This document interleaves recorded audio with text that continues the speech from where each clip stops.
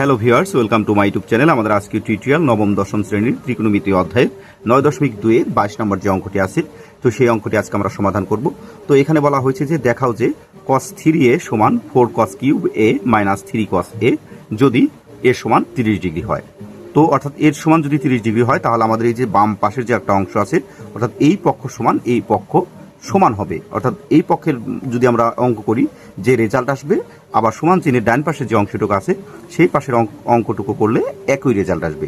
তো এটাই আসলে আমাদের দেখাতে বলছে। তো চলো আমরা অঙ্কটি সমাধান করি। তো এর জন্য আমরা কি করব, দেখো সর্বপ্রথম শুরুতে আমরা এই যে এ সমান কত আছে, 30 ডিগ্রি আছে দেয়া আছে, যেটা প্রশ্নে বলা হয়েছে। তো সেক্ষেত্রে সেই মানটা আমরা নিয়ে নিব। তো সেক্ষেত্রে লিখব দেওয়া আছে এ সমান কত ডিগ্রি, 30 ডিগ্রি। তো এটা আমরা কিন্তু দেখে দেখে লিখে নিলাম। তারপরে বলছে বাম পক্ষ, অর্থাৎ এই অংশটুকু দিয়ে আমাদের এই অংশের যে রেজাল্ট আসবে এই অংশেরও একই রেজাল্ট আসবে। তো সেক্ষেত্রে আমরা বাম পক্ষ আগে করে নিই, দেখি কত আসে। তো বাম পক্ষ সমান, বাম পক্ষ হচ্ছে সমান চিহ্নের বাম পাশে যে অংশটুকু সেটা হচ্ছে আমাদের বাম পক্ষ। তো সেক্ষেত্রে বাম পক্ষ দিয়ে আমরা লিখব cos 3a। তারপর সমান, দেখো এই cos যা আছে তাই দিলাম, এই 3 যা আছে তাই দিলাম, এর মান হচ্ছে 30 ডিগ্রি। তো সেক্ষেত্রে আমরা দেব গুণন 30 ডিগ্রি। ঠিক আছে, যেহেতু 3-র সাথে এটা গুণ আকার আছে তো সেক্ষেত্রে গুণ চিহ্ন দিয়ে নিলাম। তারপর এই cos যা আছে তাই 3 30-এ কত গুণ করলে আমাদের হবে 90 ডিগ্রি। আর cos 90 ডিগ্রি মান হচ্ছে কত, আমরা জানি যে cos 90 ডিগ্রি মান হচ্ছে 0। তো দেখো আমাদের বাম পক্ষ কিন্তু দেখো আমাদের বাম পক্ষ কত হলো, 0 হলো।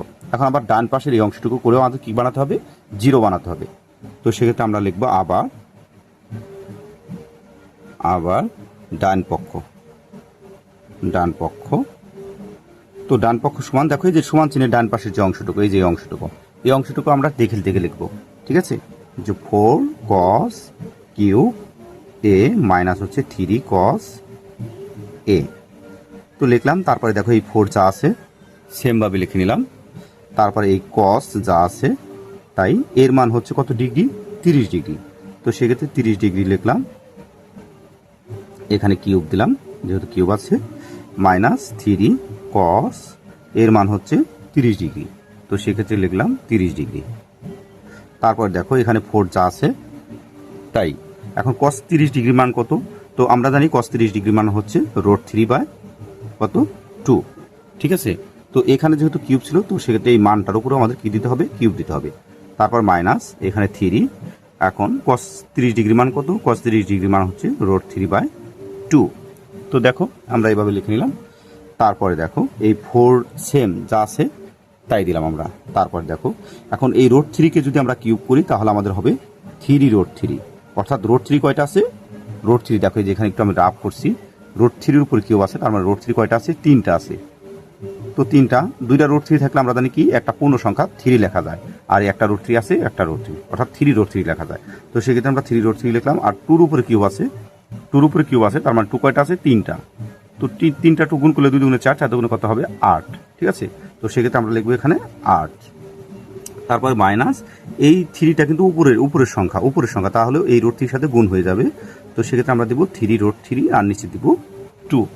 ঠিক আছে, তারপর দেখো এই 4 আর 8-কে যদি আমরা কাটাকাটি করি, 4-এর মধ্যে 4 একবার, আর 4 দুগুণে কত 8।